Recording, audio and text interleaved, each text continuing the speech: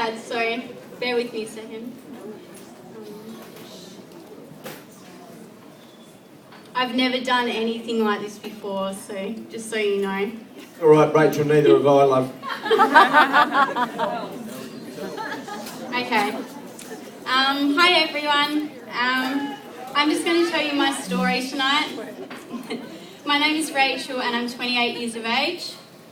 I was diagnosed at the age of 27 on the 16th of August 2010 with third stage aggressive breast cancer.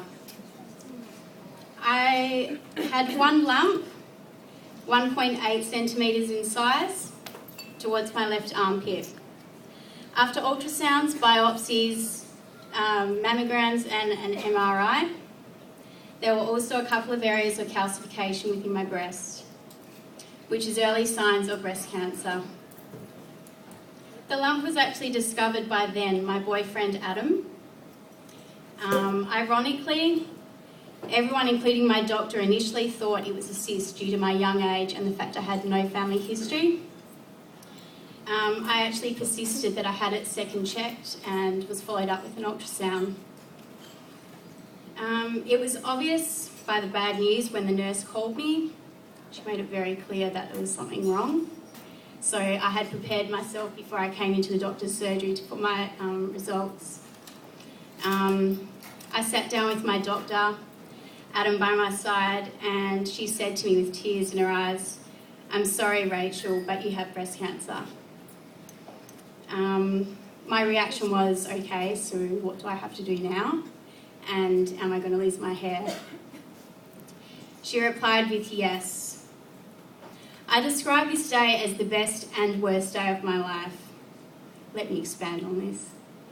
After seeing my family who were waiting for me at my house for the official results, Adam proposed to me.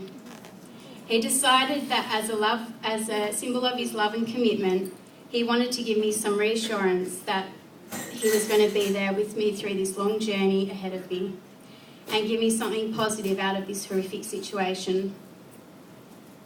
When it came to treatment, I had my left breast removed and all of my lymph nodes removed from my armpit. 1 out of 32 of the 32 lymph nodes were tested positive. Next, I had an IV port installed surgically into my chest for easy access of frequent chemotherapy, which was yet to follow. I went through the process of IVF. Due to the chemo, it caused my ovaries to shut down and also forced me into early menopause. I don't know how many of you understand the process of IVF, but it can be a very hit or miss process. I had 1 month to force myself to menstruate, overstimulate my ovaries and inject myself daily and hope that the eggs that I harvested would survive. This process can take some couples years to be successful. I was scheduled for 25 cycles of chemotherapy on a 3-weekly basis, and in the meantime I had radiotherapy every day for 5 weeks. One of the scariest parts of my cancer journey was experiencing neutropenia. Neutropenia is a condition where my white blood cell count dropped to an alarming level which made me susceptible to infection and caused me to have an extremely sore, swollen throat and a fever of 41 degrees. I was taken to emergency and was in hospital for 6 days on a very high dose of IV antibiotics. This was the most depressing time I have ever experienced in my life. I was isolated in a room by myself, as this condition is potentially life-threatening. I was not able to leave this room until my blood count had recovered. It was very hard for me to see the sadness and the stress throughout my whole family. The toll it took on my life and how it affected everyone. If anything, I actually felt that as though I was doing fine. I guess it was easier for me because I was the one who was sick. I found myself thinking a lot, why me? I'm still in my 20s. Why me? I have always lived an extremely healthy life. Really, I have been forced to. As a type 1 diabetic of 20 years, I've had a pretty strict diet all my life and always exercised regularly. Why me? I have no family history. I believe I was given this challenge because it was something I myself could handle to inspire my friends, family and people around me. My aim from the moment I was told I had breast cancer was to keep moving and just get rid of this thing, this tumour, this alien inside my body. How dare it sneak inside of me and try to do me harm? Considering I had all of this on my plate, my perception of life became completely different on a whole new level. I made the conscious effort to continue eating healthy and exercising throughout all my surgery and treatment. My oncologist and my physiotherapist kept telling me to take it slower and easier, but I disagreed. Some days I could not even get upstairs to my bed and needed assistance, but on better days I would squeeze just an hour of what I could to exercise just so my body could handle it. Doing this helped both my mind and body repair itself. Adam encouraged me to start attending meditation classes, which he also attended with me, to be able to focus on my energy towards positive thinking and basically learn how to relax in stressful situations, which I've definitely not ever been good at. I even took a step further and had one-on-one hands-on healing. I found myself meditating a lot when I was at appointments and just lying down for countless amounts of scans and tests. I found this really helped me get through everything and become the strong woman I am today.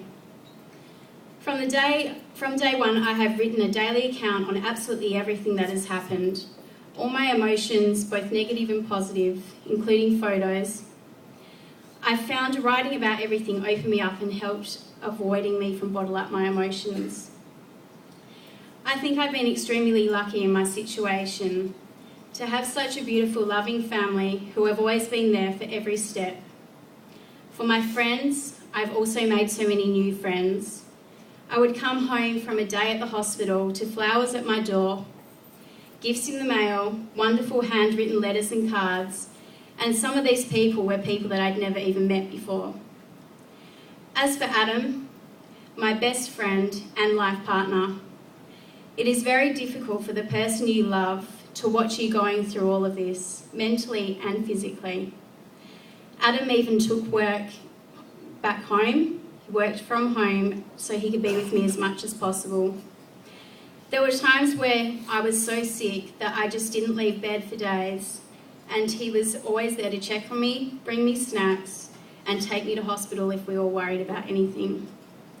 I cannot express how grateful I am for the wonderful people in my life. Right now, I'm doing better than ever. I have just started working again for about a month. My years of studying has finally paid off as I am now working in a full-time position as a graphic designer, and I love every day of what I do. Adam and I celebrated our engagement at the end of July, which was an event everyone had been looking forward to for such a long time. We decided to put off the celebration till I felt well enough to enjoy my night in full spirit. We also didn't want the fact that I had cancer to be a spotlight of the night. In conclusion, there is no doubt about the times that I had where I was dipping into the deepest depths of my emotions.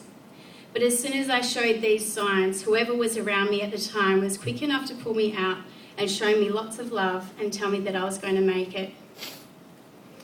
They also told me that I was beautiful even when I felt ugly and I looked in the mirror with no hair and one breast. I felt that the left side was just a large, lumpy, ugly scar from my sternum to my armpit. There definitely is a life after cancer, a better life, a life that makes you realise how lucky you are every day just to be there. You learn to appreciate everything around you and how precious life can be. I have made the decision to have my second breast removed. I'd like to eliminate the chances of this happening to me again. There is further surgery ahead of me and I cannot wait to have the last part of my journey completed. If I gain anything from today, the most important thing is that although I have gone through all of this, that it is possible to move on. My message to you all today is to highlight the importance of having any irregularities in your breast checked. If you cannot do it yourself, make a routine check with your doctor when you're having a pap smear and from any age. Thank you all, and I hope you have a good night. Rachel, before you go,